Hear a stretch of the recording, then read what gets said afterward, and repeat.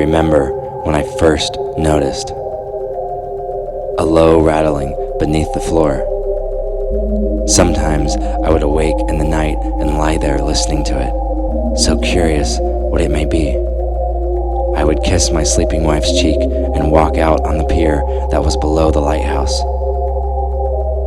I'd sit and watch the mighty curling waves crash against the rocks on the shore.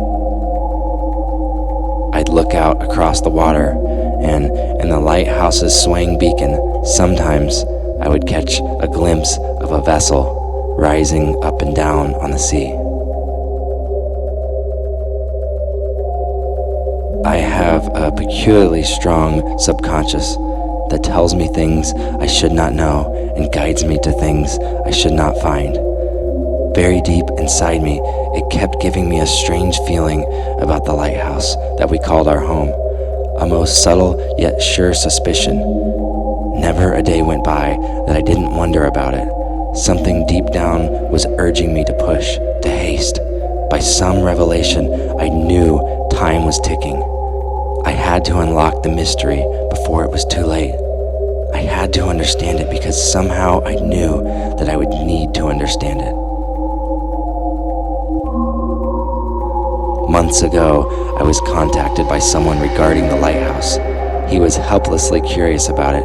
He and I had a code, an unspoken agreement to share information but not revelation. We both brought something to the table that the other needed. His understanding of the supernatural was far beyond mine, and he guided me. But I was closer to the mystery, the window through which he could interact with it. I knew him only by his username, Sadir.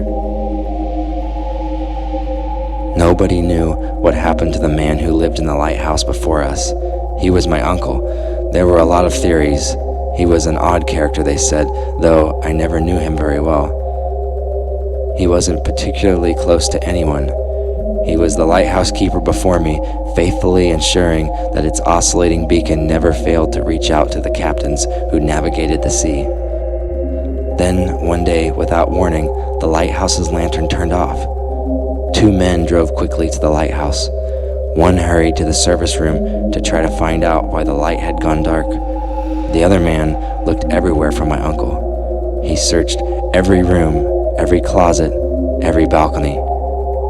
Eventually, a whole team of men and women were searching for my uncle, but to no avail. He was gone. Everything in the house was in order, from the table and chairs to the bed and the sofa. There was no trace of anything that could explain his disappearance. The man who managed to get the lantern operational that night said that the lighthouse looked as if it hadn't been maintained in a week. A week prior, a few sea captains had noted that the lighthouse's beacon had an atypical pattern, but it returned to normal the following night. A lighthouse's job is to warn ships of potentially dangerous rock. It is a tower built to project light from a system of lamps and lenses that acts as a navigational landmark for marine captains, cautioning them that the coastline is hazardous and they should keep away. But as I meandered through the service room and listened to the sound of the grinding gears and peered at the lighthouse's blinding lamp rotating on its axle, I knew something was unusual about this lighthouse. My uncle had done something to it. Running up through the lighthouse's service room and lantern room were unnecessary cables. These cables were connected to a metal apparatus in the lantern room, which was attached to the lantern itself. This mechanism had been delicately designed and attached. However, in the lighthouse's normal function, none of these parts moved. It was my suspicion that my uncle built and installed this apparatus. But what did it do? How did it turn on? I had no idea. The cables disappeared into slits in the floor of the service room. I shined a flashlight down the slits but couldn't see very much. Of all the theories that attempted to explain what became of my uncle, mine was surely the wildest, although at the time I didn't share it with anyone. I knew his vanishing had something to do with the lighthouse, but I wasn't sure how.